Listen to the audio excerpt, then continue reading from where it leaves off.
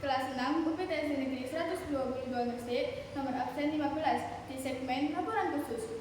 Masalah perundungan atau bullying bukanlah isu baru, namun belakangan ini frekuensi dan dampaknya semakin mengkhawatirkan. Perundungan kini tidak lagi terbatas pada konflik fisik di kantin atau di lapangan sekolah, tapi telah merambah ke dunia digital melalui cyberbullying. Mengawali perjumpaan kita hari ini, kita akan membedah mengapa fenomena ini masih terus tumbuh subur di tengah upaya kita membangun karakter bangsa, dan apa yang bisa kita lakukan untuk menghentikannya. Mari kita simak ulasan selengkapnya. Perundungan didefinisikan sebagai perilaku agresif yang dilakukan secara berulang dengan tujuan menyakiti orang lain yang memiliki kekuatan lebih rendah.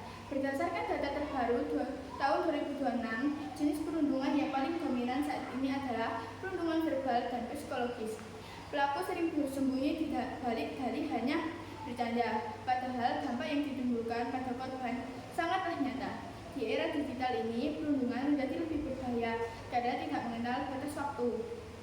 Jika dulu sekolah adalah tempat terjadinya perundungan dan rumah adalah tempat berlindung, kini melalui sosial media, komentar jahat, dan pengucilan digital menghantui korban selama 24 jam non-stop. Hal inilah yang membuat tingkat kecemasan remaja di Indonesia meningkat hingga 20% dalam 2 tahun terakhir. Dampak dari perundungan seringkali diibaratkan sebagai luka yang tak terlihat.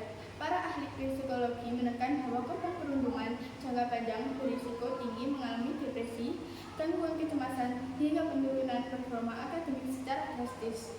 Namun, yang jarang dibahas adalah dampak bagi si pelaku dan saksi mata. Saksi yang melihat perundungan namun diam saja seringkali merasa bersalah yang berkepanjangan atau justru mati rasa secara empati. Sementara bagi pelaku, jika perilaku ini dibiarkan tanpa intervensi, mereka cenderung akan membawa pola kekerasan ini hingga usia dewasa, baik di lingkungan kerja maupun dalam kehidupan rumah tangga. Jadi, perundungan bukan hanya masalah antara satu anak dengan anak lainnya, melainkan sebuah kegagalan sistemik dalam mendekati lingkungan yang aman. Lalu, apa solusinya? Pendidikan karakter tidak cukup hanya di lingkungan ruang kelas, diperlukan sinergi antara guru, orang tua, dan siswa itu sendiri.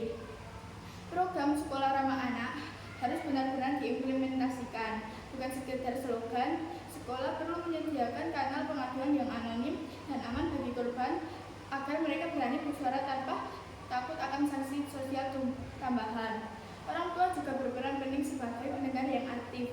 Jangan pernah meremehkan aduan anak mengenai teman-temannya.